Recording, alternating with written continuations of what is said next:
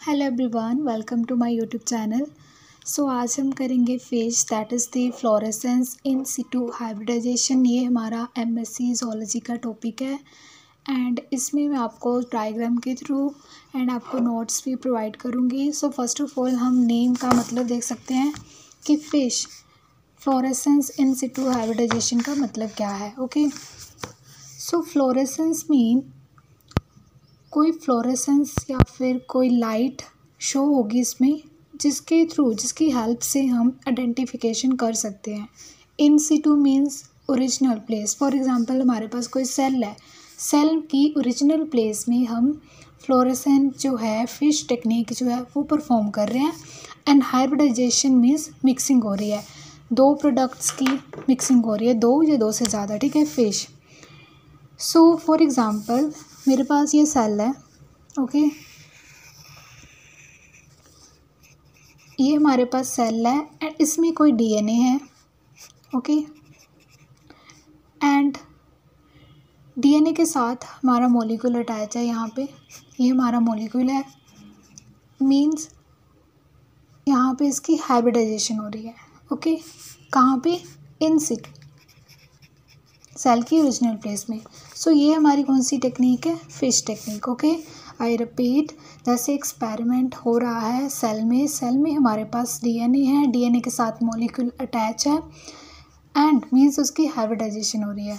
सो हमने इंट्रोडक्शन में कैसे लिखना है? FISH is used in cytogenetic techniques to determine the chromosomal abnormalities. For example chromosome में अगर डिलीशन, डुप्लीकेशन एक्सेट्रा ऐसी कोई एबनॉर्मलिटीज़ है, so for identification of abnormalities we can use the FISH technique. Okay, so आप ये भी जो मैंने अभी बताया आप इसके थ्रू यहाँ पे लिख सकते हो कि इस प्रोसेस में हम स्पेसिफिक डीएनए प्रोब को बायोकेमिकली लेवल करते हैं with fluorescent tag and this probe is hybridized. Hybridized होता है with the genome in the form of metaphase chromosome on a microscopic slide. So whenever the probe binds in the chromosome the gene specific DNA fragment should be present there. So ये जो हमारा principal है उसको हम देख लेते हैं। Okay, so first of all हम यहाँ पे स्ट्रक्चर देखते हैं कि कैसे एक्चुअल में जो है हमारा ये जो प्रोसेस है दैट इज़ द फिश वो होती है। सो हम इसको स्ट्रक्चर के थ्रू देख लेते हैं। पहले जैसे हमारे पास ये कोई डीएनए है दैट इज़ दी, हम इसको, ये डीएनए है, इस डीएनए को हम सिंगल स्टैंडर्ड में कन्वर्ट कर देंगे with the denature. Denature means हम हाइड्रोजन बॉन्ड को ब्रेक कर देंगे, ठीक है, हाइड्रोजन बॉन्ड को ब्रेक कर देंगे तो हमारे पास ये सिंगल स्टैंडर्ड क्या बन जाएगा? डीएनए। तो उसके साथ हम अटैच करेंगे, जो मैंने यहाँ पे बताया वही डायग्राम ये बनानी है हमने कि इसमें हमने सिंगल स्टैंडर्ड प्रोब को ही अटैच करना है। क्यों करना है वो मैं आके ही बताऊंगी, क्योंकि देखो ये सिंगल स्टैंडर्ड होगा, ये भी सिंगल स्टैंडर्ड होगा, तभी तो ये अटैच करेगा, तभी तो हाइब्रिडाइजेशन होगी इसमें। ओके, तो इन्होंने हाइब्रिडाइजेशन की हमारे पास, ये मैं रफली सी डायग्राम बना रही हूँ जस्ट फॉर अंडरस्टैंड। सो यहाँ पे हमारी हाइब्रिडाइजेशन होगी। ओके, सो आफ्टर दैट कोई भी फ्लोरेसेंट जो क्रोमोसोम है या फिर एबनॉर्मल क्रोमोसोम है उसको हम क्या कर सकते हैं? आइडेंटिफाई कर सकते हैं। ओके, सो इसमें जो है हम एक सिंगल स्टैंडर्ड डीएनए को सिंगल स्टैंडर्ड प्रोब के साथ अटैच करते हैं। ओके, जैसे ये डीएनए है, इससे कम्प्लीमेंट्री प्रोब होता है, ठीक है, इसके साथ कम्प्लीमेंट्री प्रोब होता है जिससे कि हम हाइब्रिडाइजेशन करवाते हैं उन दोनों को। इस प्रोब के साथ फ्लोरेसेंट मॉलिक्यूल जो है वो अटैच है। सो डीएनए को डीनेचर करेंगे तो उससे क्या होगा? हमारा सिंगल स्टैंडर्ड बन जाएगा, so that the SS probe, single standard probe, can easily attach. So जो प्रोब है उसके पास डिफरेंट फ्लोरेसेंट मॉलिक्यूल है, सो कैन ईजिली आइडेंटिफाई। हमने याद रखना है कि हमने दोनों ये क्या लेने हैं? सिंगल स्टैंडर्ड लेने हैं, फॉर तभी जाके इनकी पेयरिंग होगी, ठीक है। साथ में आप लिख सकते हो प्रिंसिपल में कि it uses fluorescent probe that find to only particular parts of nucleic acid. जो ये फ्लोरेसेंट प्रोब है जो बाइंड होते हैं only particular parts of nucleic acid के साथ, न्यूक्लिक एसिड सीक्वेंस के साथ with high degree of sequence complementary. So it can be used to detect and localize the presence and absence of DNA sequence on a chromosome. हम DNA sequence जो chromosome है उसको भी identify कर सकते हैं एंड हम डिटेक्ट कर सकते हैं स्पेसिफिक RNA टारगेट्स, जैसे mRNA है, mRNA है, तो उसको हम स्पेसिफिक mRNA को एक्सप्रेस कर सकते हैं नॉर्मल सेल में या फिर कैंसर सेल में क्या डिफरेंस है. This is the structure related to FISH, that is the fluorescence in situ hybridization. ये स्ट्रक्चर हमने साथ में ड्रॉ करना है जिसमें हमने जीन को DNA के साथ रैंडम कट करना है जिससे कि निक ट्रांसलेशन हो जाएगी. देन हम उसमें ऐड करेंगे बायोटिन DUTP को या फिर DIG को. ठीक है, DIG क्या है हमारे पास, डिऑक्सीजेनिन. ठीक है, ये जो है हमारे पास इनडायरेक्ट एंड डायरेक्ट मेथड का वो है हमारे पास. ठीक है, सो उसके बाद जो है हम डीनेचर करेंगे, मींस हाइड्रोजन बॉन्ड को ब्रेक करके उसकी हाइब्रिडाइजेशन करवाएंगे. जो मैंने पहले स्टेप बताया वही है, बस हाइब्रिडाइजेशन करके उसमें एंटीबॉडीज़ जो है एंटी डिग्नोजेनिन जो है वो ऐड करेंगे फ्लोरोफोर के साथ, तो हमारे पास जो एपीफ्लोरेसेंट माइक्रोस्कोपी है वो जीन लोकेट हो जाएगी.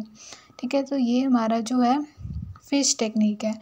And if we talk about length of probe, अगर हम लेंथ की बात करें तो ऑप्टिमल प्रोब साइज जो है फिश टेक्निक के लिए वो small fragments about 200 to 300 nucleotides होता है. जैसे ही प्रोब का साइज़ इंक्रीज़ होता है लेंथ में, they become more specific. Okay, अगर हम फिक्सेशन की बात करें, जैसे हमने ऊपर लिखा है फिक्स्ड सेल ऑन स्लाइड्स, क्या, तो इसमें हम फिक्सेशन के लिए 4% फॉर्मल्डिहाइड 30 मिनट्स के लिए and wine fixative and paraformaldehyde vapour fixation use करते हैं. एंड जो फिक्सेशन है हेल्प करती है. फिक्सेशन क्यों करते हैं हम, to secure the tissue for the future reference. ठीक है, तो उसके लिए हम करते हैं. नेक्स्ट वी हैव, उसके बाद हमारे पास स्टेप्स हैं.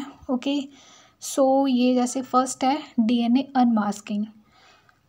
टारगेट DNA ग्लास स्लाइड पे लिया, उसको हमने DNA अनमास्किंग किया. Then probe and target denaturation, उसकी डीनेचरेशन करेंगे. ठीक है, विद लेवल probe DNA and reported molecules.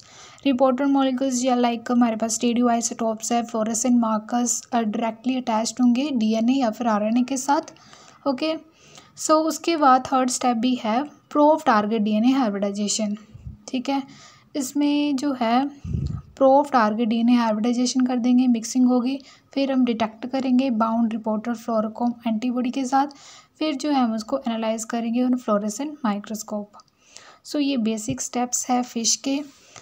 And इसके हमारे पास डायरेक्ट मेथड में हम जो यूज़ करते हैं रिपोर्टर मॉलिक्यूल, वो radio isotope fluorescent markers directly attach कर देते हैं DNA RNA के साथ. एंड इनडायरेक्ट मेथड में हम बायोटिन डिओजेनिन, ठीक है, डिओजेनिन एंड फ्लोरेसेंट अटैच्ड होते हैं प्रोब के साथ, जिससे कि हम डिटेक्ट करते हैं वेलेबल बाइंडिंग प्रोटीन.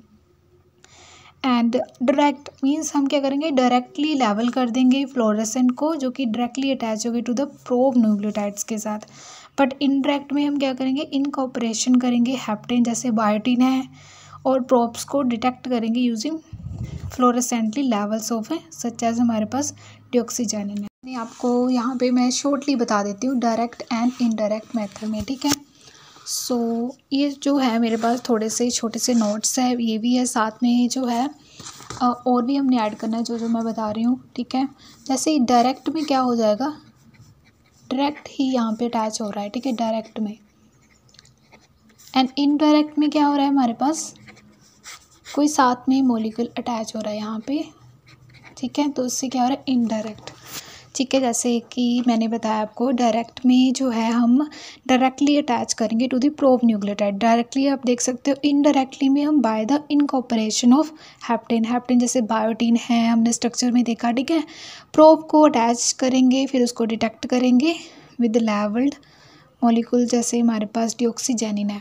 ठीक है, तो अभी हमने किया इंट्रोडक्शन, उसका प्रिंसिपल एंड कुछ स्टेप्स. ठीक है, नाउ वी हैव एप्लीकेशंस की एप्लीकेशंस क्या है. सो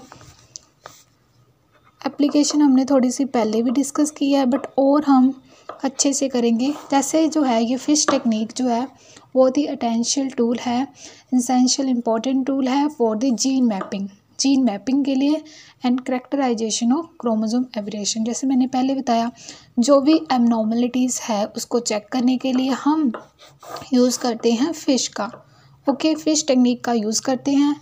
एंड जैसे और जीन मैपिंग के लिए भी हम इसका यूज़ करते हैं, ओके।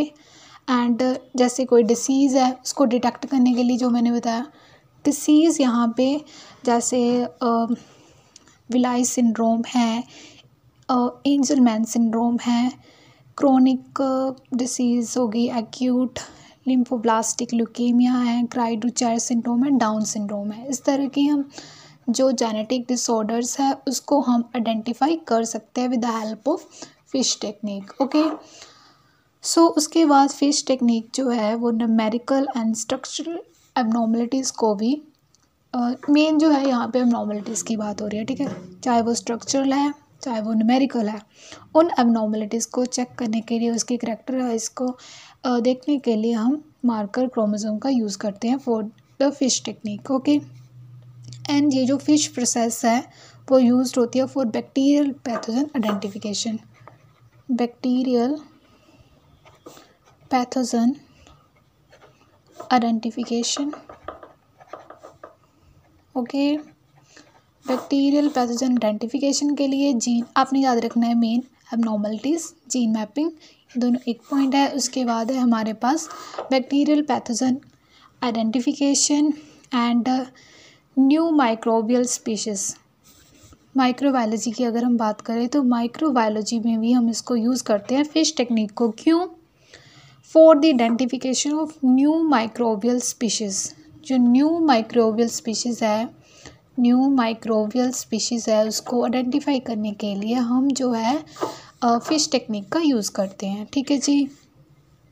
उसके बाद है ये जो टेक्निक है हेल्प करती है determines the evolution of chromosome by the identification of non random chromosome rearrangement, जैसे ट्रांसलोकेशन, मॉलिक्यूलर बैक पॉइंट है, break point and commonly deleted region है, वो हम क्या कर सकते हैं, ऑब्जर्व कर सकते हैं। तो आप लिख सकते हो determines the evolution of chromosome,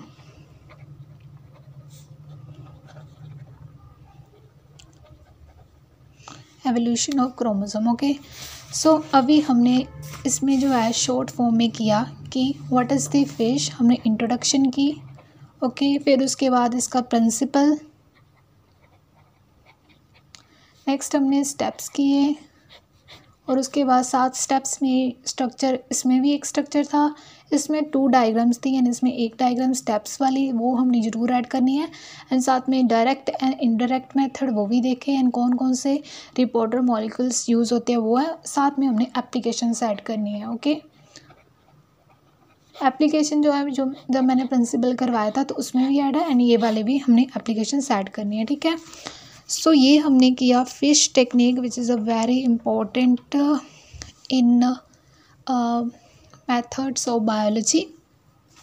सो और भी आपने साथ में यूज़ अटैच कर लेने हैं, ठीक है। जैसे यूजेस मैंने बताए हैं कि डिटेक्ट करती है स्पेसिफिक आरएनए टारगेट, जैसे एमआरएनए है, एमआईआरएनए है, ठीक है। कैंसर नॉर्मल सेल्स को एक्सप्रेस करती है स्पेसिफिक एमआरएनए, एंड जो फ्लोरेसेंट प्रोब है वो बाइंड होते हैं particular parts of nucleic acid के साथ, जो कि हाई डिग्री ऑफ सीक्वेंस जो प्रोवाइड करते हैं, ठीक है। तो ये कुछ जो है हमने साथ में ऐड कर लेना है। So that's all about the fish technique. If you have any query, you can simply comment in comment section.